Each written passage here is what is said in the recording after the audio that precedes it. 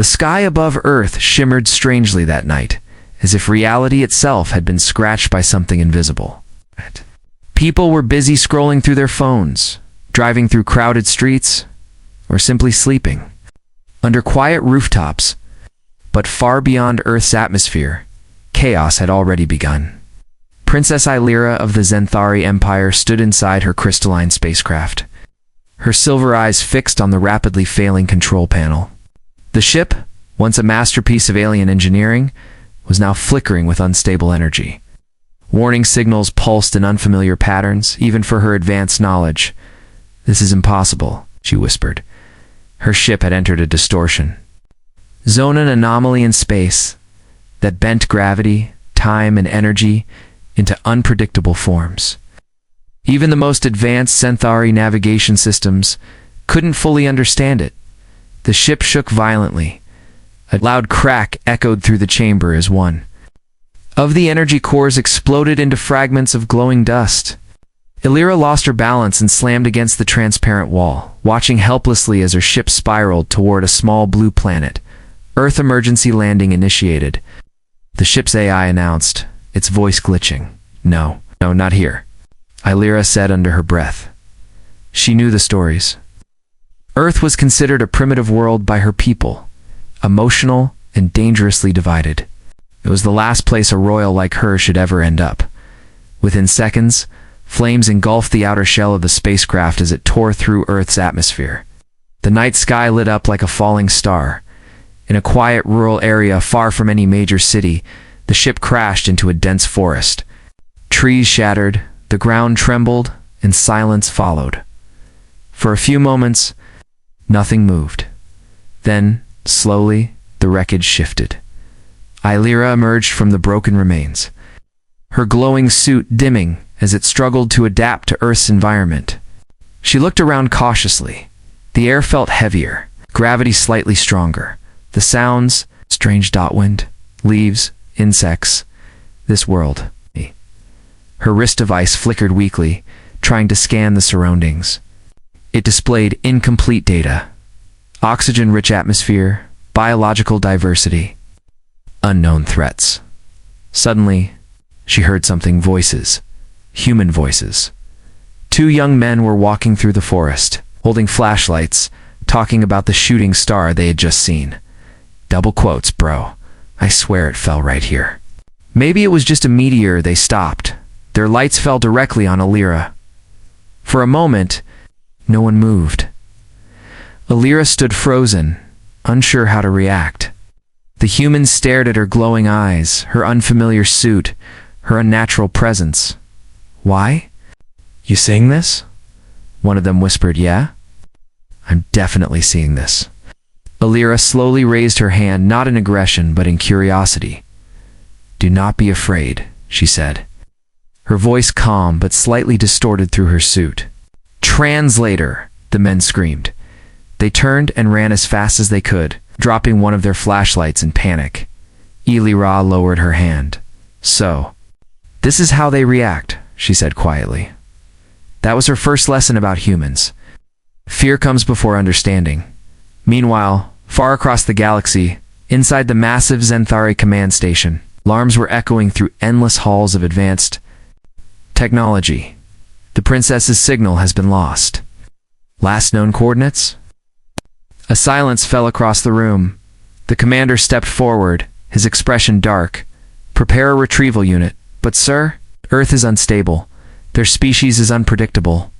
"Exactly," he replied. "Which is why we must act fast." Back on Earth, Elyra had already begun her journey into the unknown.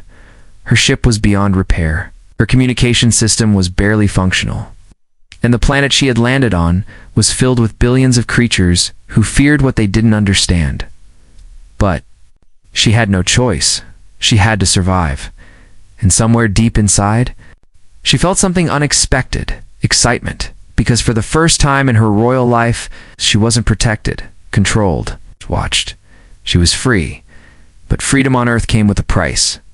As the sun began to rise, Elyra stepped out of the forest and saw her first human city in the distance. Lights, movement, noise. A completely different world. She took a deep breath and walked forward, unaware that her presence would soon change everything, not just for herself, but for humanity. For the aliens coming to find her, she walked toward the city as the early morning light spread across the horizon. The sky turned soft shades of orange and gold, something Elyra had never seen on her home planet. Xanthari skies were always controlled, perfectly balanced, never wild like this. Here, everything felt alive and unpredictable. As she approached the outskirts, her suit began adjusting its appearance. The advanced material slowly reshaped itself, blending into something more human-like, simple clothes, neutral colors. Her glowing eyes dimmed to a more natural shade, though they still held a strange shine. She stepped onto a quiet road. Cars passed by occasionally, each one making her slightly uneasy.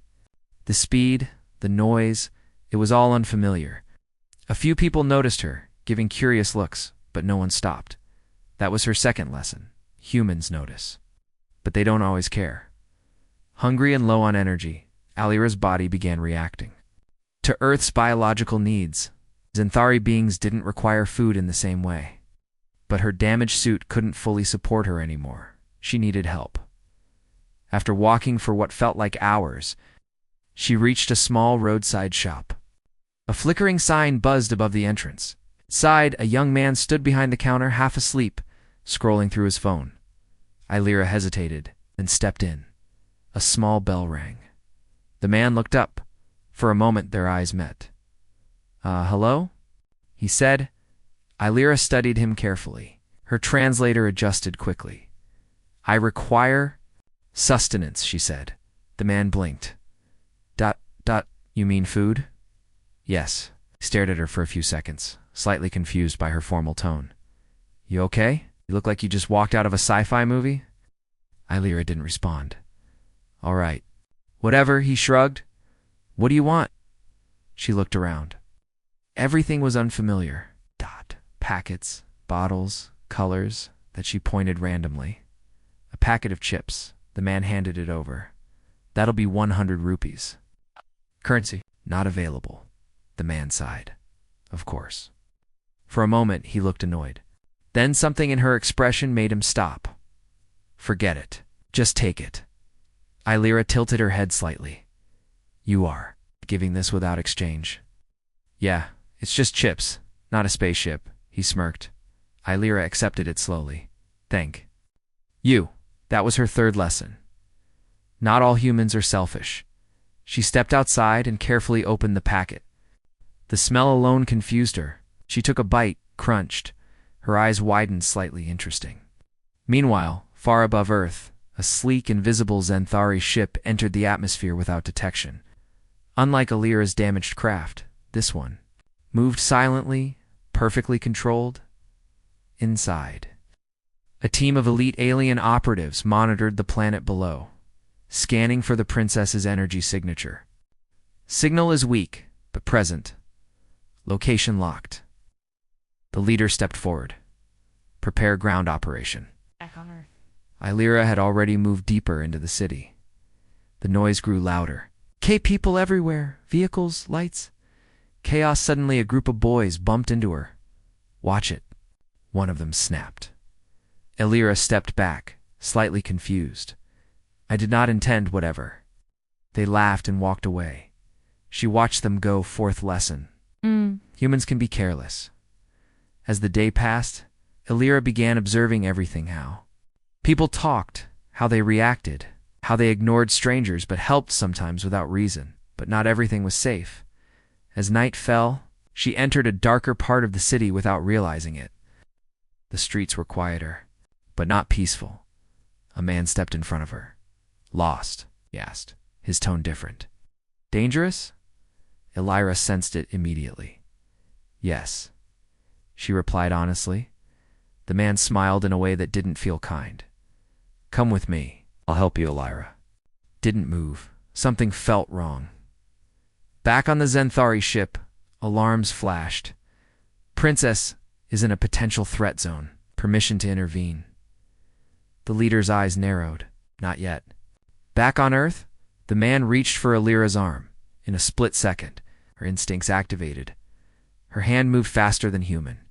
Eyes could follow. She stopped his wrist midair. The man froze. His expression changed from confidence to fear. Elyra looked directly into his eyes.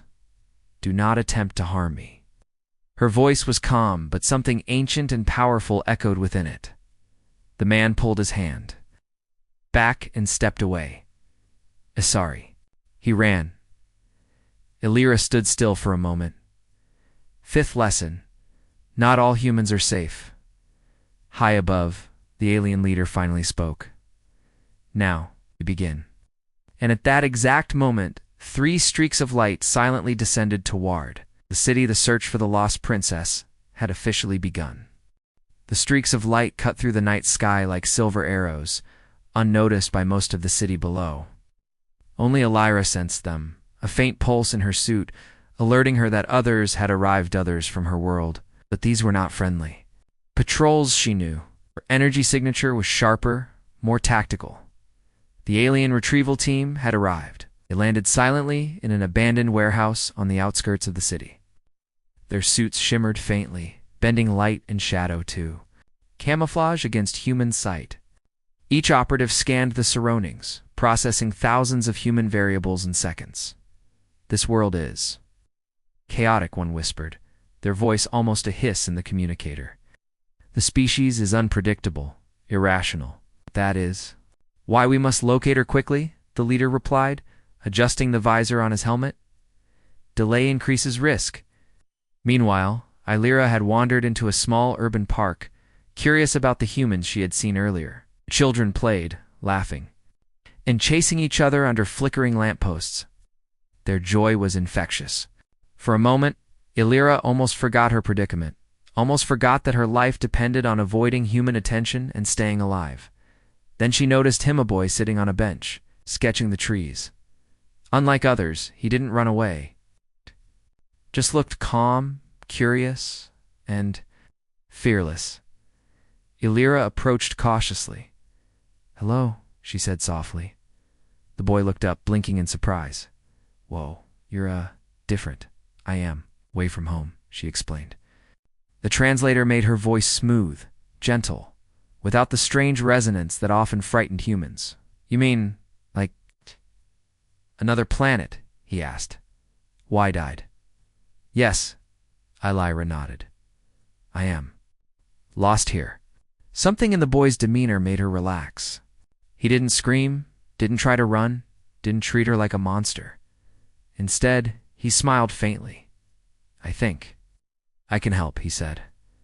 Over the next few days, Elyra began learning from him. He showed her how to walk unnoticed among humans, where to find food, how to avoid danger zones, and even the small human rituals that made them feel safe. But danger was never far away. The retrieval team was monitoring every move from above, silently preparing for intervention.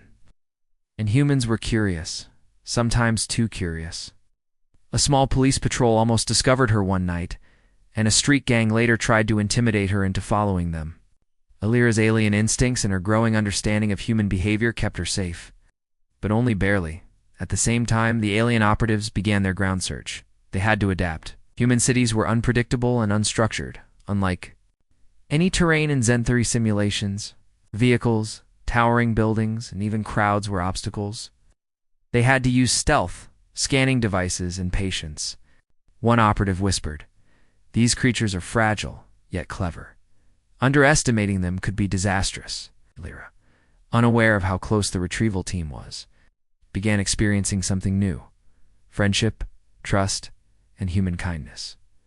The boy who had helped her introduced her to small joys, watching fireworks, riding buses, tasting ice cream. For Elyra, these were minor miracles. Her people never indulged in such simple pleasures, yet the closer she came to understanding humans, the greater the risk.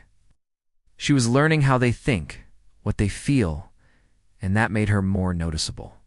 The retrieval team had started narrowing their search, triangulating her presence. And then, one night, as the city slept under a blanket of stars, The team finally spotted her near the riverbank. The leader signaled silently. "She must not be harmed," he said. "Approach with caution. Humans cannot comprehend our power. Any escalation could alert the entire city." Elyra looked up at the night sky. For a moment, she felt a pang of longing for her homeworld. She missed her palace, her people, the order of space. But she also realized something. Earth was alive, and humans, unpredictable as they were, had begun to teach her courage, resilience, and trust. The retrieval operation would begin at dawn. And when it did, Elyra's story, her adventures, her friendships, and the lessons she had learned would shape not only her destiny, but the humans who had come to love her, if only unknowingly. Dawn broke over the city, painting the skyline in hues of rose and gold. Elyra had spent the night near the river, listening to the gentle flow of water and the distant hum of the city. She felt a strange mixture of excitement and dread, something she had never felt on Zenthari. From the sky, 3 shadows descended silently. The alien retrieval team moved with precision, cloaked in light-bending suits that made them almost invisible to human eyes. Each step they took was measured, calculated, their senses tuned to every sound and movement around them. Elyra sensed. Then, before she saw them, subtle energy pulse vibrated through the air, familiar yet different from the gentle hums of human life she had grown used to. She turned, her eyes meeting the figure at the front, the leader of the team. "Princess Elyra," the leader said, voice calm but commanding. "We have come to bring you home." Elyra nodded slowly, relief and anxiety mixing in her expression. I am ready," she said, but inside a question lingered. How would her people react to what she had learned here, to the humans she had met, to the bond she had formed? The boy who had guided her through the city appeared from behind a tree, cautiously observing the scene. Elyra stepped forward. "This is my friend," she said. "He helped me survive." The leader's visor reflected a soft glow as he scanned the boy. "A human?" he asked. "Yes," Elyra replied. "He is kind. He teaches patience, courage, friendship." The operative's tone softened slightly. "Noted. But the mission remains. You must return with us." Elyra nodded. She took one last look at the city, at the humans she had come to understand and respect. She felt a pang of sadness. They are not what we feared," she said softly. "They can be brave, clever, loving." The leader remained silent. Acknowledging her words without argument, they approached, their suits adjusting subtly to avoid startling nearby humans. Elyra felt a mixture of familiarity and alien detachment. Her people were precise, efficient, but distant. These operatives had a sense of empathy, rare even among Zenthari then. An unexpected sound, a shout, took out from a nearby street. Human. Authorities, alerted by strange lights and movement, were approaching. Elyra's heart raced. "Quickly," the leader urged. "We must move before they interfere." In a flash, Elyra and the team vanished, stepping into a temporal cloaking field that shielded them from human detection. Within moments, they were aboard the retrieval ship, hovering silently above the city. Elyra looked down at Earth, at the tiny humans moving about, oblivious to the cosmic events unfolding above them. "Will they remember me?" she asked. "Some may," the leader replied. "But your impact is already woven into this world. Curiosity, courage, kindness. These will spread." The ship accelerated, leaving Earth's atmosphere behind. Elyra felt the familiar pull of space, but something had changed. She was no longer the same princess who had fallen through the stars. She had seen the beauty of unpredictability, the strength and fragility, and the warmth of human hearts. Back on Zenthari, the reception was as expected. Formal, precise, and controlled. But Elyra's presence had changed perspectives. The stories she shared of humans, their humor, resilience, and capacity for love began to shift the way her people viewed primitive worlds.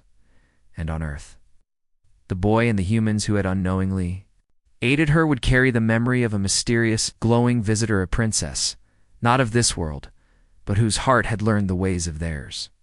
Back on the Zenthari command station, Elyra was greeted with a mixture of relief, awe, and subtle curiosity. Her people had expected fear, chaos, and perhaps disgrace, but what they encountered was something else entirely. Elyra stood tall, her presence commanding, but her eyes reflected the depth of her earthly journey.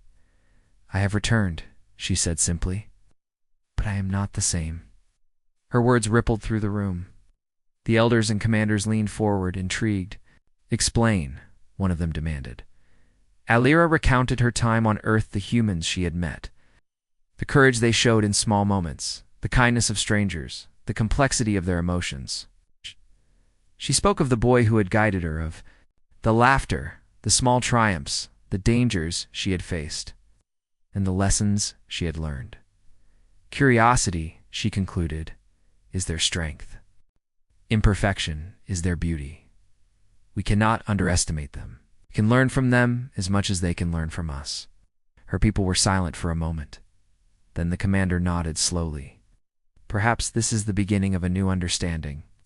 Meanwhile, back on Earth, life continued as usual, but with a subtle, unspoken change. The boy who had helped Elyra often stared at the night sky, wondering if she watched over them somewhere far above.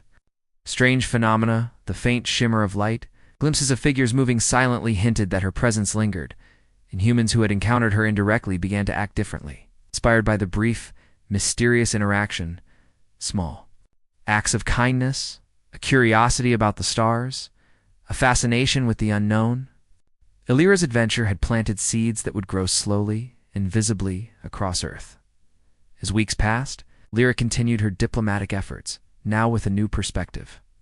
She initiated communication channels between Zenthari and humans, careful and discreet.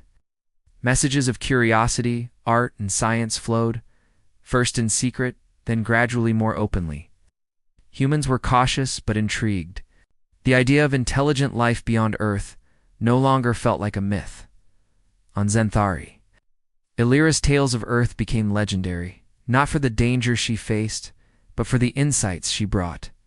She had bridged worlds not with weapons or conquest, but with understanding, courage, and empathy. Her name became synonymous with curiosity and compassion. One evening, Elyra stood on the balcony of her palace, looking at the starry sky. She remembered the first crash, the fear, the loneliness, the wonder. She smiled. The universe was vast and unpredictable, but it was alive in ways she had never imagined. And somewhere, on a tiny blue planet, humans looked up at the stars, feeling, without knowing why, that a kind and brilliant light had touched their world and that maybe, just maybe, the universe was not as distant as it seemed. Elyra's journey had ended. But her story, her friendship with humans, the lessons she learned, and the bridges she built would ripple through both worlds for generations. The princess who had fallen from the stars became a legend. Not for her power, but for her heart, her courage, and the adventure that changed everything. The universe, Elyra realized, was not about perfection. It was about connection, discovery, and the courage to step into the unknown. And with that thought, she looked to the horizon, ready for the next adventure, wherever the stars might take her.